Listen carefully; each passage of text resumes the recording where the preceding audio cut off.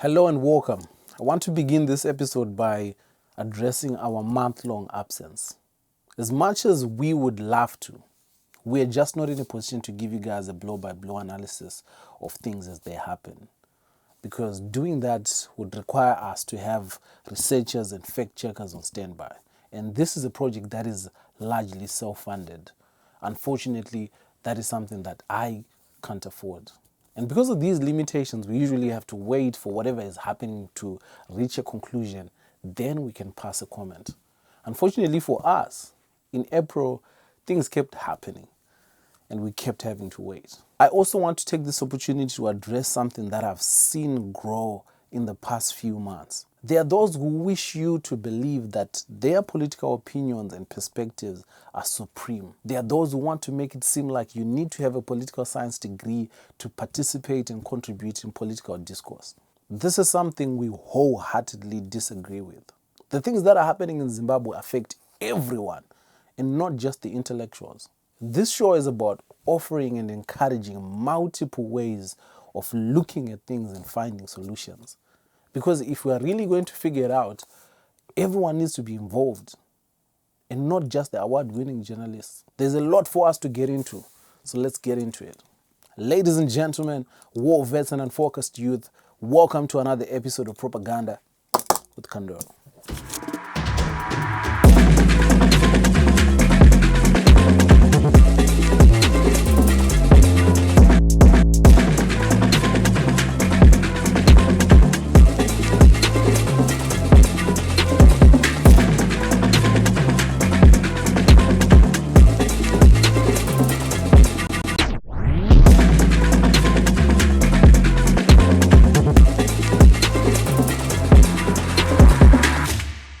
Let's start the episode with something light, the state of Zimbabwean hospitals.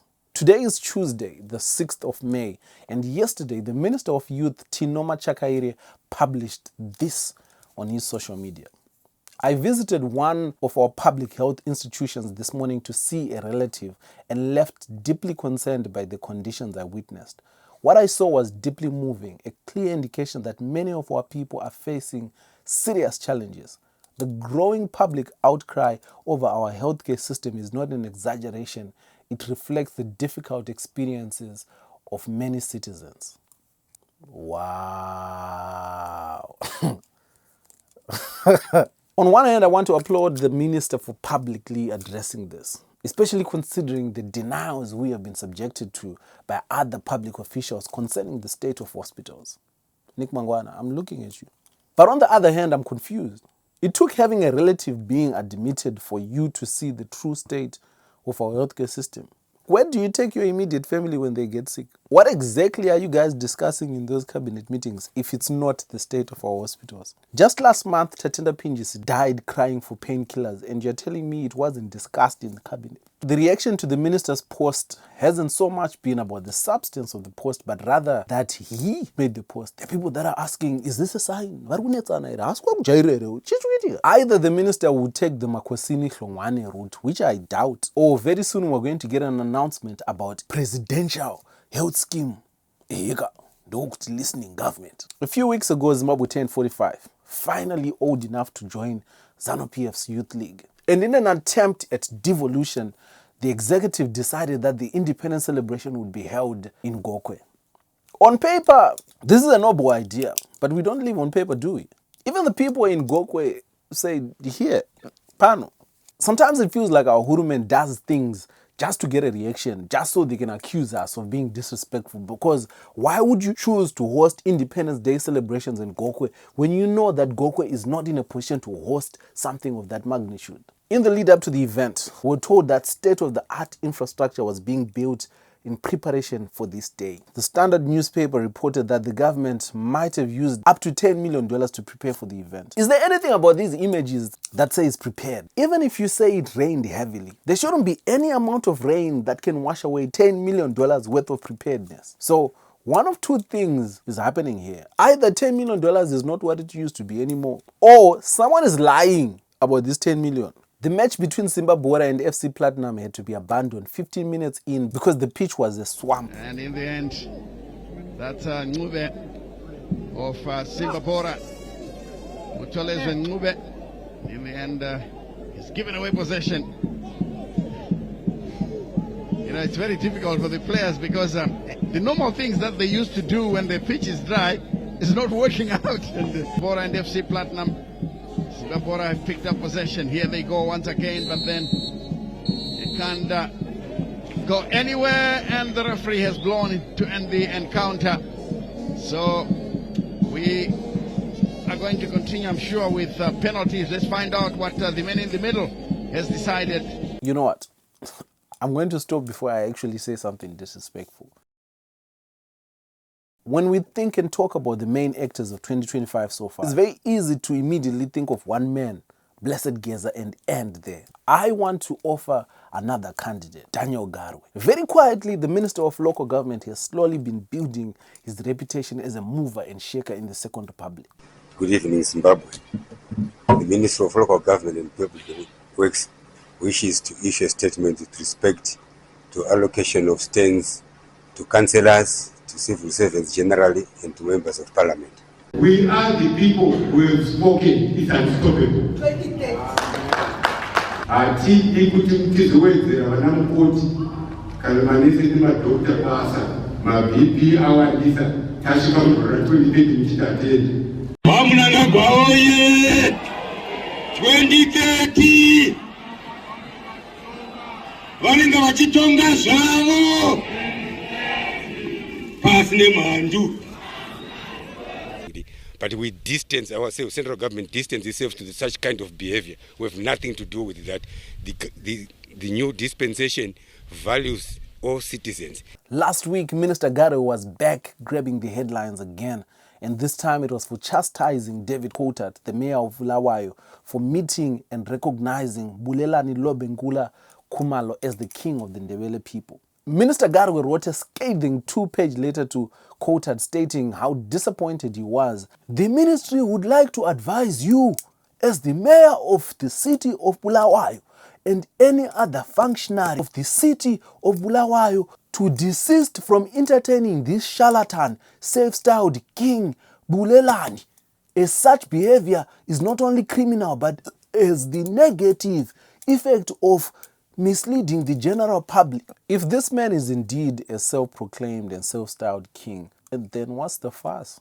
And don't tell me it's because our constitution says. Because there is a guy who has been claiming to be King Monobutapa for the last 3 years. Somehow he has been invited to ZBC, the national broadcaster, where he was addressed as King Monobutapa. Ndinokugamuchirai kuchirongwa madzinza usendo rweZimbabwe chiri chirongwa chatinotora mukana kuti tinge tichimboteedza madzinza nezvidau zvakasiyana-siyana zviri munyika yedu.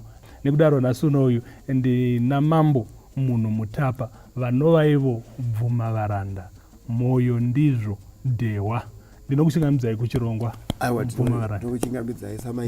This King Monotapa even took your ministry to court claiming he was owed wages. There are those of you who come and say, but this King Monotapa ended up getting arrested. Yes, but he was arrested for undermining the authority of the president, not for claiming to be king. When he started going around appointing his own chiefs in place of the chiefs that were already there, that's when they said, whoa. But even for that, he quickly got bail.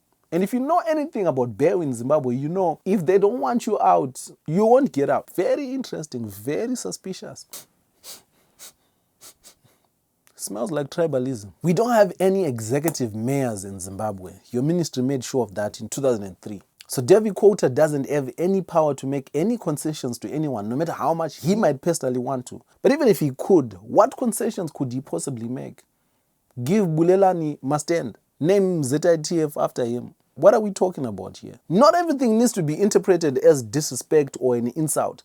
The irony is your reaction is what has been taken as an insult by the people of Matabeleland, and rightfully so. These are people that for the better part of 4 decades have consistently and repeatedly felt marginalized and victimized. I'm willing to bet that a healthy majority did not even know that Bulelani and David Coulthard met until they saw your letter. Did you ever consider that allowing Bulelani, who was vetted by the Khumalo family and found to be the rightful heir to Lobengula's throne, allowing him to ascend to the throne and have his inauguration in Baba Fields or wherever would have been seen as a show of good faith by the people of Matabeleland. And maybe, just maybe, this would become the first step in the direction of true healing and reconciliation. It's 2025.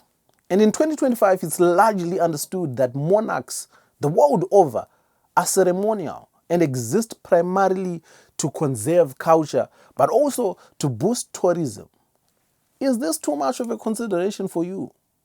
Why does everything has to be seen through the lens of showing power, consolidating power, power? When the white settlers arrived in Zimbabwe, they declared that the only true king was the British monarch. Everyone else was relegated to the title of chief. Colonial laws and regulations stripped traditional leaders of real authority, bending them to the colonial government's will.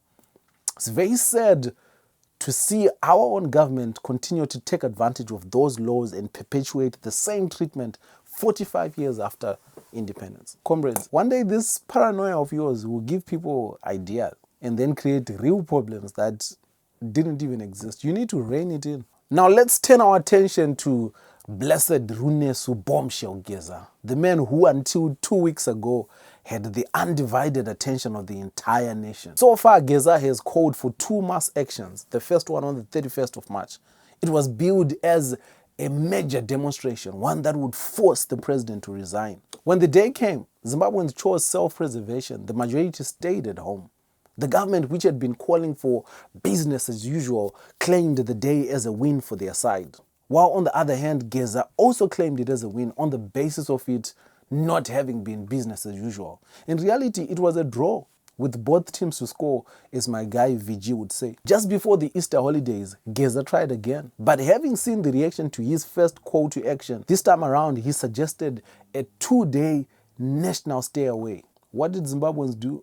They went to work on both days. You could see the shift in public discourse in real time. There were those who labeled the Zimbabweans in Zimbabwe as cowards for not heeding Geza's call. In the numerous political breakdowns that follow, Blessed Geza was posited as a man looking to liberate a people who did not want to liberate themselves. We were told that we had let Blessed Geza down. Geza's call to actions have failed simply because Zimbabweans can see through him. No amount of excitement or propaganda designed to prop him up as a liberator will cover up what he really is. Someone who just wants to eat. Vamunangagwa, right? Navachiwenga, and right? Ngawa dissolve political bureau. Tikwane is what is it? Ngawa dissolve cabinet. You know, Zinanaka Zembe, Vana Soda, Vadan Isuripo. We are not apologetic about it. Children change. Turn out of opinion. Not out of the president. One was motor. What about you? Don't have a bodyguard. But you've got your own cars. You've got a hotel at your house that you built in Sanyat. Why do you want all this? I want to be rewarded as well. Not to be used like a political condom all the time. I'm not a political condom. There's that white people sumo that says, fool me once, shame on what. After 2017, you are not going to fool us again. After the euphoria of 2017 had worn off and the dust had settled, we all realized that we had been victims of the moment.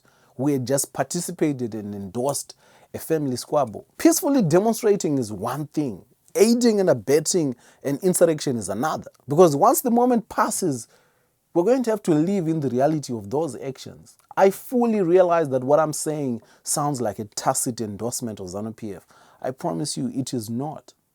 What I am saying is in recognition of the potential ramifications if what Blessed Geza is calling for succeeds. There is a reason why in 2017 the operators went to great lengths to make what had happened look like something other than a coup. On paper, they designed it so it says President Mugabe resigned and his deputy took over. They did that because even they understood that anything that looked like military action would lead to even more international isolation for Zimbabwe. So before we label anyone a coward, please think long and hard about what you're asking people to do from the comfort of your unknown location. In light of everything that has happened in Zimbabwe in the past 5 years, in light of Grace Mugabe, in light of SB Moyo, Blessed Mhlanga, Nelson Chamisa, in light of Wicknell shenanigans, in light of Zimbabwe turning 45, in light of all that and everything in between, I have a question. Are the problems we have in Zimbabwe just a matter of replacing ZANU-PF and voila? I ask this question earnestly because I worry that we might be setting ourselves up, pinning our hopes on one individual at a time, and yet as a society, we are breaking at the seams. First it was Joshua Nkomo, then it was Edgar Tekere, then came Trangirai, then after Trangirai it was Nelson Chamisa, and now it's Geza. This cycle doesn't seem to have any end in sight. My worry is that by the time we get this change we desperately want, the level of social decadence will be so rampant that we won't even be able to recognize this change, let alone do anything meaningful with it. ZANU-PF is the perfect scapegoat for most of our problems, and justifiably so. But there's still things that I struggle to lay at ZANU-PF's feet. I'll give you an example. Driving in oncoming traffic. We don't even exclaim when we see it anymore because that's just a thing that happens now. There's people that feel that their time is more valuable than others. Damn the consequences. This might seem like an insignificant problem in the grand scheme of things, but I promise you it is not. It's a terrible indictment of where we are as a society. Because why is someone driving at full speed in oncoming traffic in a country that barely has functioning hospitals? If there is ever a time to make a citizen's arrest, that's the time. We have to prepare ourselves for this change that we are asking for. We have to be courageous enough to hold each other to account within our communities, our direct spheres of influence. Let's start small. Ask for transparency in that group chat Rema gets. Audit your burial society. Beat up people who throw rubbish out of moving vehicles. Make people who urinate on walls in town clean the entire wall. We have to do everything in our power to preserve the little bit of Ubuntu we have left. Let's not wait for one man to come and save us when we can save ourselves. This has been another episode of Propaganda with Kandoro. Hopefully I'll catch you guys next week.